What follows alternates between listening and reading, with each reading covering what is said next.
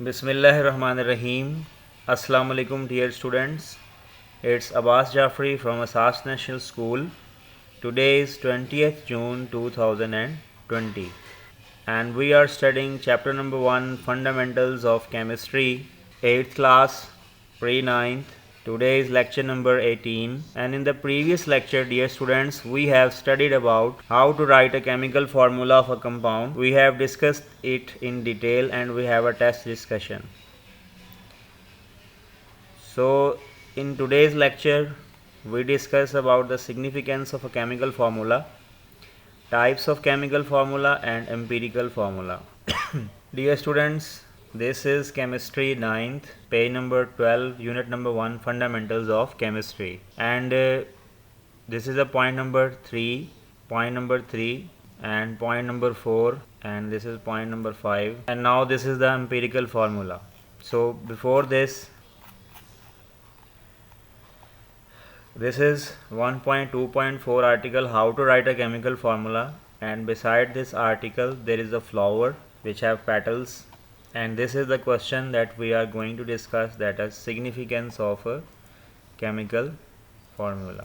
So today's topic is significance of chemical formula. So a chemical formula has the following importance or significance, and it gives us certain kind of information. First, the point number 1, it represents the name of the substance. It represents the name of the substance such as water H2O. यानी एक chemical formula, जब हम किसी chemical फार्मूले को देखते हैं तो हमें उसका फ़ौरन ही एक नाम होता है जिससे हम उसके एलिमेंट्स के बारे में पहचान सकते हैं कि इसका क्या नाम है. तो कोई भी केमिकल फार्मूला है उसका एक स्पेसिफिक नेम होता है, जैसे कि H2O water. We have discuss many chemical formulas in this chapter. So this is the first point. It represents the name of the substance, यानी कि ये एक किसी भी कंपाउंड में मौजूद पाए जाने वाले सब्सटेंसेस के बारे में बताता है. And the second one is it also represents 1 mole of a molecules. मोल के बारे में हम कॉन्सेप्ट पढ़ेंगे. मोल बेसिकली यूनिट है केमिस्ट्री का, कि किसी भी चीज़ की क्वांटिटी को हम मोल में लेते हैं. तो हम फ़र्ज़ करेंगे मिसाल के तौर पे कि अगर वाटर है तो वाटर का 1 मोल का मतलब ये है कि उसके 1 मोल में जितने वाटर मॉलिक्यूल्स होते हैं उसके बारे में हम डिस्कस करते हैं. अगर कोई केमिकल फार्मूला लिखा हो और उसके साथ जो है वो ऑटोमेटिकली आप कह सकते हैं कि ये एक नंबर है, यानी it's a 1 mole value. Quantity उसकी 1 है according to chemistry. And the third point is it is in fact 1 molecule और formula unit of a compound. Molecule और फार्मूला यूनिट में फ़र्क ये है कि मॉलिक्यूल बेसिकली कहते हैं कोवलेंट कंपाउंड्स को और फार्मूला यूनिट्स कहते हैं आयनिक कंपाउंड्स को. ये हमने पहले डिस्कस किया था कि कंपाउंड्स की 2 टाइप्स हैं. Compound have 2 types. First one is molecular and second one is ionic. Ionic compound जो होते हैं उसमें जो उसका सबसे स्मॉलर यूनिट है उसे फार्मूला यूनिट कहते हैं और कोवलेंट कंपाउंड्स को हम मॉलिक्यूल्स बोलते हैं. तो ये अगर फ़र्ज़ करें कोई भी एक लिखा हुआ है फार्मूला आपके पास, तो that formula is basically describes 1 formula unit और 1 molecule. And the third next is it indicates the mass of a compound in AMUs. AMUs basically है यहाँ पे atomic mass unit. So what is AMU? AMU is basically atomic mass unit. AMU is equal to, यानी कि जिस तरह हम किसी भी चीज़ की क्वांटिटी को लेते हैं, we take the quantity of any substance in grams, kilograms. So in chemistry we take the atomic mass as atomic mass unit AMU. So we will discuss this topic in coming lectures. And the fourth and the fifth point is it tells the name of the substance. It tells the name of the element present in the compound. And this is the point number 5. It tells the name of the element as present in the compound. Okay, so our next topic is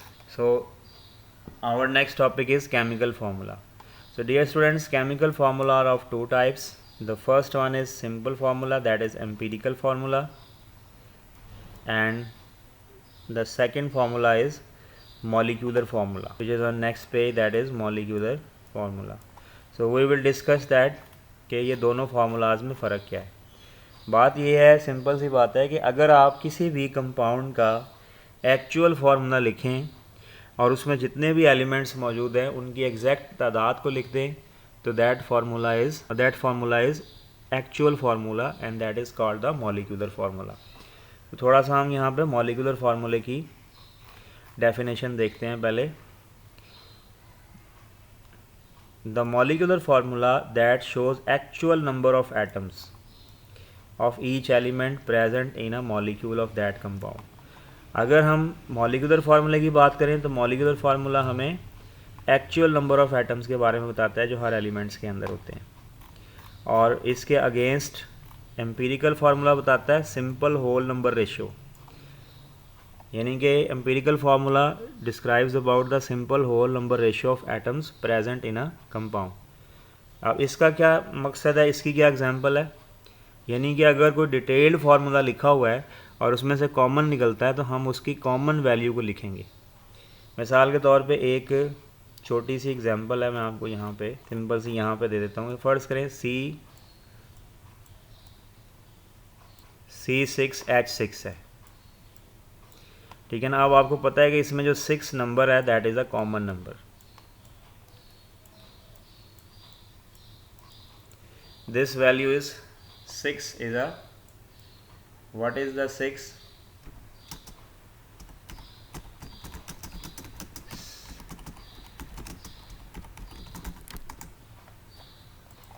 6 number is a common number. तो हमने जब इसमें से common निकाल लिया तो हमारे पास जो है वो we will get the simplest whole number ratio in which 6 is a common number. ठीक है. अब यहाँ पे देखेंगे ये फार्मूला जो है वो ये एक एक्चुअल फार्मूला है. इसमें एग्जैक्ट जो नंबर ऑफ एटम्स थे वो हमने बता दिए, that is C6H6. This is a benzene formula. This is benzene.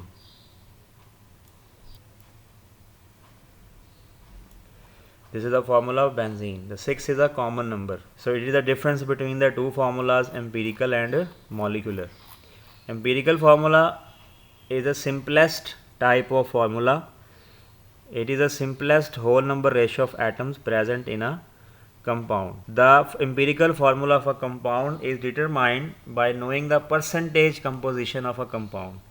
However, here we will explain this simple example. Example इसकी जो है ना वो 2 एग्जाम्पल्स हैं इसके अंदर और आपने दोनों ही करनी है. ये सारा पोर्शन जो है this is whole portion is then example of empirical formula. Okay dear students, and this is basically the definition. It is the simplest whole number ratio of an element present in a compound. और यहाँ तक आप इसको कर लें, ठीक है ना. This is a definition.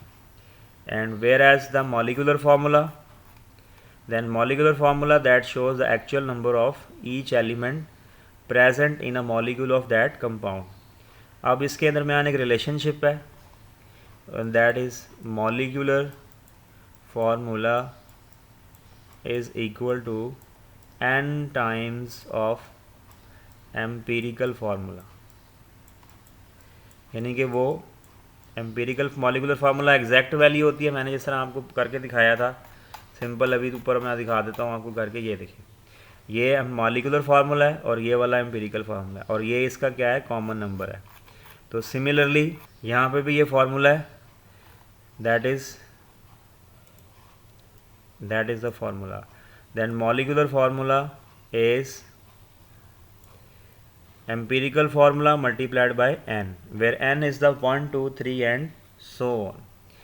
So अब molecular formula की जो example है, molecular formula of benzene is C6H6, which is divided from the empirical formula CH, where the value of n is 6. So कहता है the molecular formula of a compound may be same और multiple of the empirical formula. Multiple से बाज़ औक़ात वो same भी हो सकता है. मसलन फ़र्ज़ करें वो सेम कैसे हो सकता है H2O है फर्ज करें H2O। अब H2O में से आप कॉमन ही निकाल सकते, ठीक है ना। इसका मतलब ये है कि मॉलिक्यूलर फार्मूला इसका, molecular formula is equal to empirical formula, दोनों का सेम हो जाएगा क्योंकि आप इसमें से कॉमन ही निकाल सकते। एक और एग्जांपल यहाँ पे दी हुई है उन्होंने SiO2 की, and this SiO2 example also have no common in it, so SiO2 both have same empirical formula and molecular formula. तो आसानी के लिए हमने एम्पीरिकल फार्मूले को लिखा है ताकि हम जो है वो अपनी कैलकुलेशंस को ईजी कर सकें। एक्चुअल फार्मूला मॉलिक्यूलर फार्मूला ही होता है, but the remaining form but the for understanding proper understanding we use the empirical formula. We will discuss the concept of empirical formula in the next lecture. So dear students, it's over for today. So the today's assignment is you have to write the empirical formula definition with examples. I marked these definition example in this lecture, and molecular formula, its example, and this relationship. What is the relationship between molecular formulas and empirical formula? Make 3 short questions. First one is empirical formula definition with example. Second question is molecular formula definition with example. And third question is what is the relationship of molecular formula with empirical formula? So write this relation that MF is equal to N times EF empirical formula, where N is 1, 2, 3 or multiple value. Okay dear students, thank you very much. Allah Hafiz.